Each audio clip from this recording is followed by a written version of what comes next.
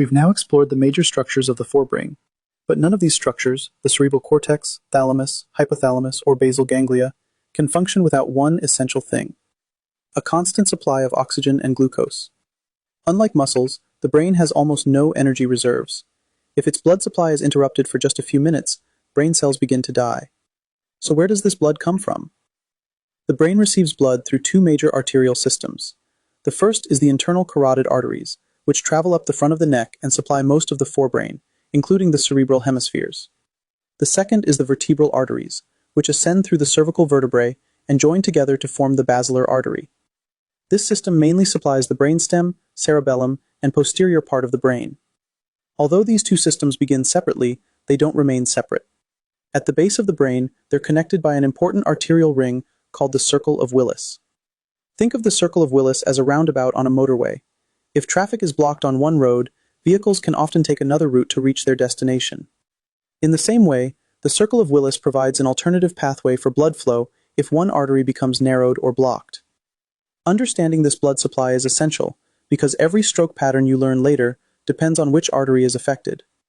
In the next section, we'll explore the Circle of Willis, and then the three major arteries of the forebrain: the anterior cerebral artery, middle cerebral artery, and posterior cerebral artery.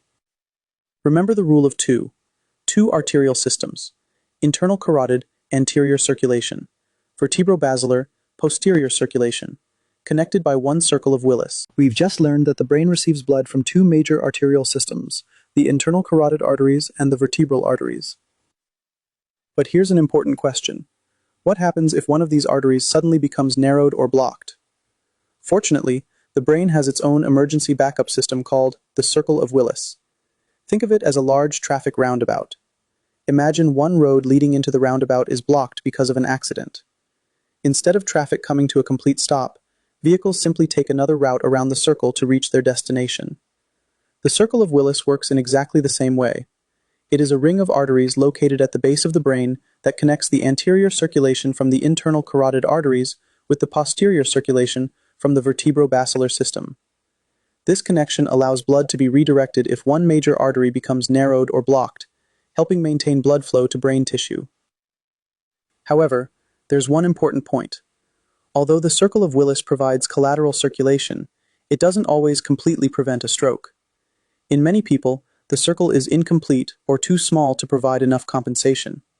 That's why arterial blockage can still cause significant neurological deficits. So remember one simple idea. The Circle of Willis is the brain's emergency bypass system.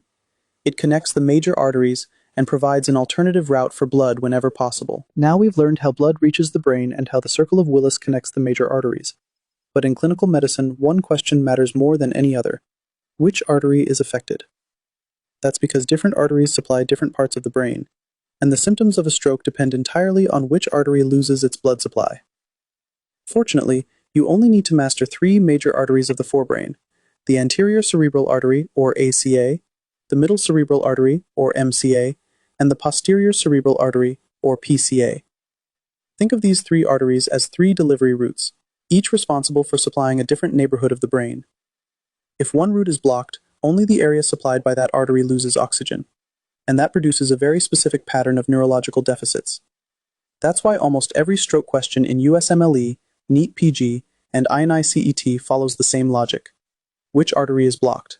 Which part of the brain has lost its blood supply? What symptoms will the patient develop? If you can answer those three questions, you've solved the case. In the next few slides, we'll study each artery individually, beginning with the anterior cerebral artery, and you'll see exactly how its territory explains its clinical presentation. Before we finish the blood supply of the forebrain, there's one small group of arteries you absolutely must know: the lenticulostriate arteries. Although these arteries are tiny, they have enormous clinical importance. They arise from the middle cerebral artery, or MCA, and penetrate deep into the brain to supply structures such as the basal ganglia and the internal capsule. Unlike the larger cerebral arteries, these vessels have very little collateral circulation. That means if one of them becomes blocked, there's no alternative route for blood to reach the tissue. This is why they're often called the arteries of stroke. Chronic hypertension gradually damages these small penetrating arteries through a process called lipohyalinosis, making them prone to occlusion. The result is a lacunar infarct, a small but strategically located stroke deep within the brain. Because the internal capsule carries almost all the descending motor fibers, even a tiny infarct here can produce pure motor weakness on the opposite side of the body. So here's the clinical connection.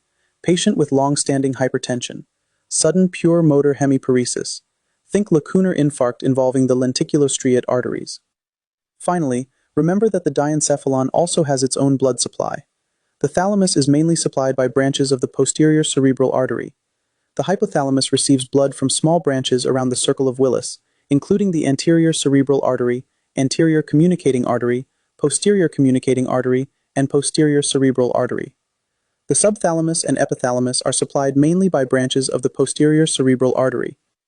Understanding these vascular territories helps explain why different strokes produce different neurological syndromes.